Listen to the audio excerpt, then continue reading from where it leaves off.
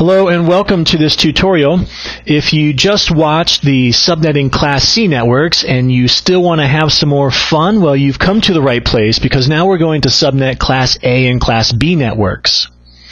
So in the last video, we talked about how there are a limited number of subnetting options for a Class C network, and that's because the fourth octet is the host octet, and there are 8 bits in an octet, and we can only play around with 6 of them because we always leave 2 for the host portion. So in terms of subnetting a Class C network, there's only so much we can do, and we went through those options. Well, our options expand quite a bit when we look at Class A and Class B networks. And the reason why is if we look at the default subnet mask for a Class A network, for example, we can see we have 255.0.0.0, and the host portion is the second, third, and fourth octets. That means we have options, we have room to play around with all these bits. So there are 24, but you have to subtract 2, so you have 22 bits to play around with when you're subnetting Class A networks.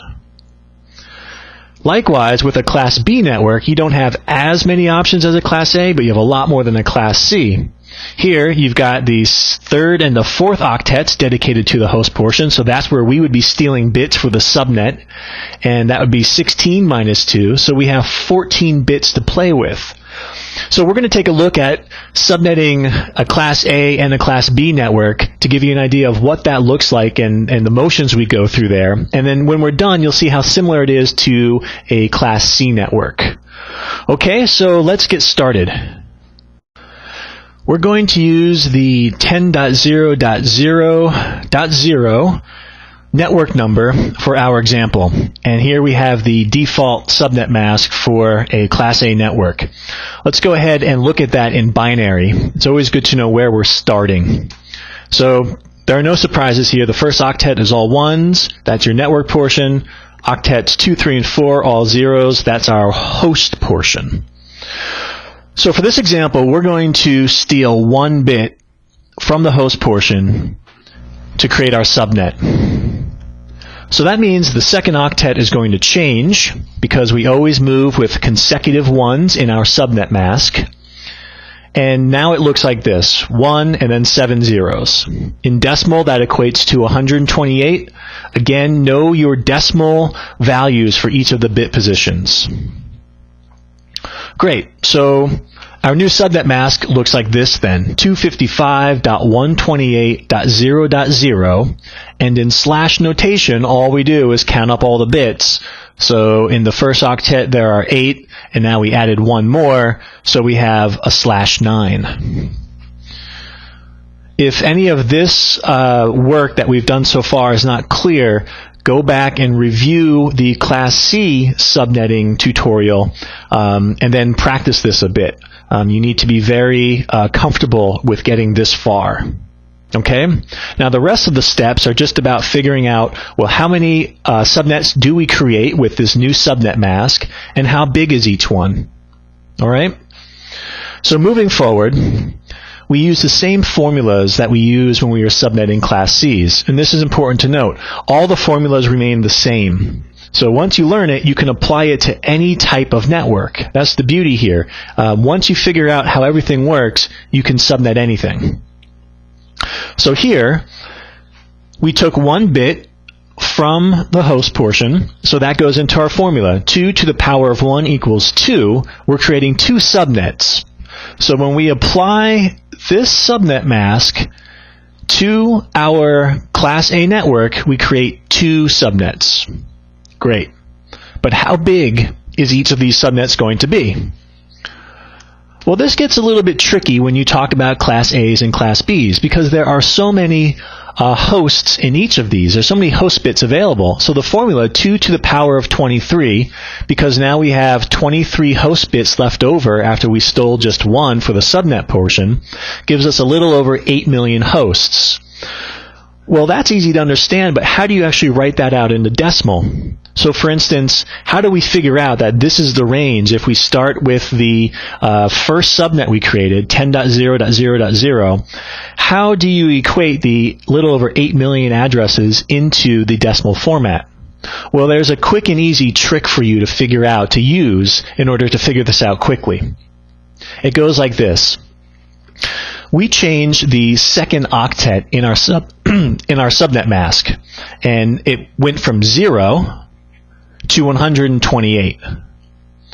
So what we do is we take 256, and whatever our octet, our interesting octet as they call it, has changed to, which was 128, we just subtract.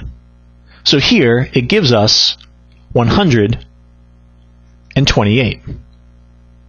So now we know the chunk, our interval of subnets, in order to figure out where the first subnet begins and where the second subnet begins.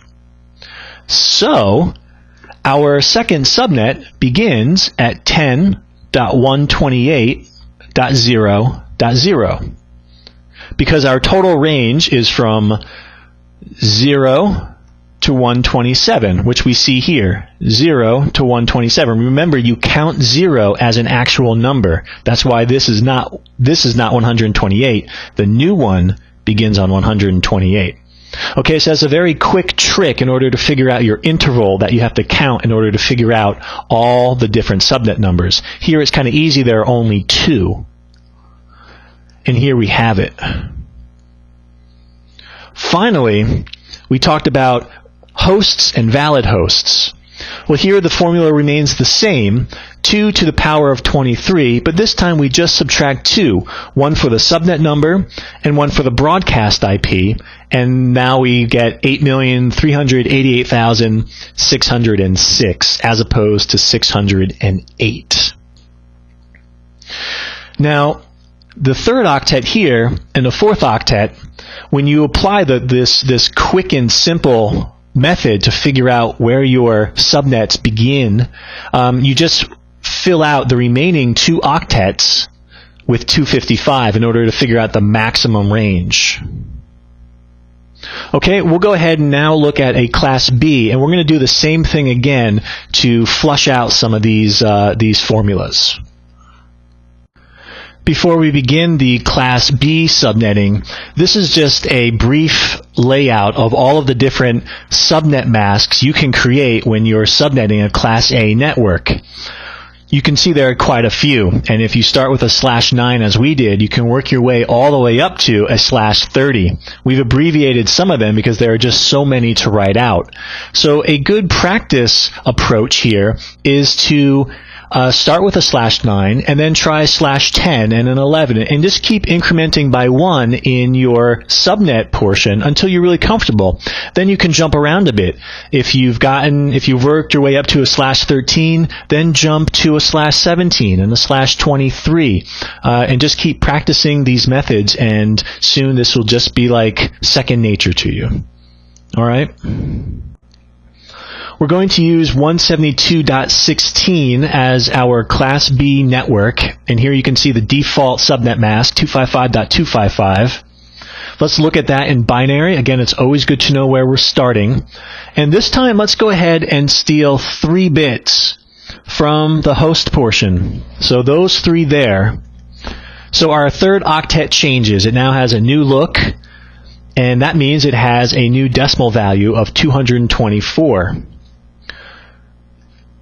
Our new subnet mask is therefore going to look like this, 255.255, and then the new third octet, 224.0.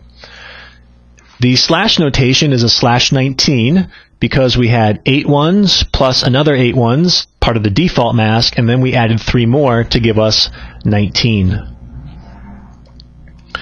Well, how many subnets can we create? We know we stole these 3 bits from the host portion, so 2 to the power of 3 equals 8. By applying this subnet mask then to this network, we can go ahead and create 8 subnets. Let's now figure out how big each one of these subnets will be. We have 13 bits left over in the host portion, these here. We started off with 16, but we stole 3, so now we have 13. 2 to the power of 13 gives us a little bit more than 8,000 hosts per subnet. So these are still pretty big subnets. Now the somewhat tricky part, as we mentioned with Class A and Class B, is how do you figure out the range? Well, here I wrote out the range, and then let's work backwards and figure out how we got to this point. So 172.16.0.0, that subnet, in order to accommodate 8,192 hosts, goes all the way up to 172.16.31.255. So that's the entire range of IP addresses created in one subnet. The quick way to figure that out is we take a look at the third octet. It used to be 0, and then it became 224. So this is the octet we're interested in, and our quick formula is this. 256 minus 224, the new octet value, gives us a value of 32. So it is in increments of 32 that we have our new subnets. So that makes sense. If we look at it now, we started at 0, and the very next one will be 32. Again, if we add 32 again, we have 64, and we can keep going.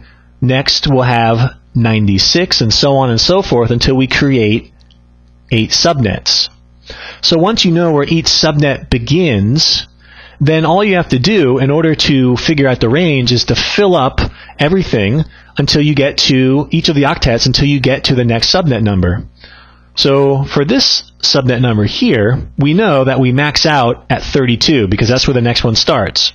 So our third octet then has to become 31. That's as high as we can go. Now the fourth octet, that is still part of our range, so we put the maximum value there, which is 255. Okay, so go ahead and play with this a little bit as you subnet Class A's and Class B's, and you'll get more and more familiar with this. Finally, the valid hosts, 2 to the power of 13 again, but this time we subtract 2, one for the subnet number and one for the broadcast IP, to give us 8190 valid hosts. In other words, IPs we can actually allocate to a router or a switch or a computer in this subnet. If we go ahead and take a look at some of the available subnet masks when you subnet a Class B network, here are some of them. We abbreviated at one point because there are quite a few. We started off with a /19. I recommend if you want to start at a 17 and work your way up, or start anywhere you want and apply the formulas just as we did in order to practice and to get more and more familiar. And again, remember the quick method of 256, and then you're going to subtract from that the interesting octet, the octet that has changed, in other words, in order to get the interval of your subnet numbers. Okay, so play around with this, and it'll start to become clearer and clearer. All right, well, again, congratulations. You made it to the end of this video. To summarize what we talked about, you really need to understand the network, subnet, and host bits when you're looking at a subnet mask. If you understand that structure, you'll be able to subnet anything. We talked about some of our formulas again, how to figure out the number of subnets, how to determine the range of the subnet or the size, and then how to figure out the size of the subnet in terms of IPs you can actually allocate. In other words, the valid hosts. Again, that means subtracting one for the subnet number and one for the broadcast address. All right, so that is subnetting Class A and Class B networks. Practice, practice, practice. Thanks for watching.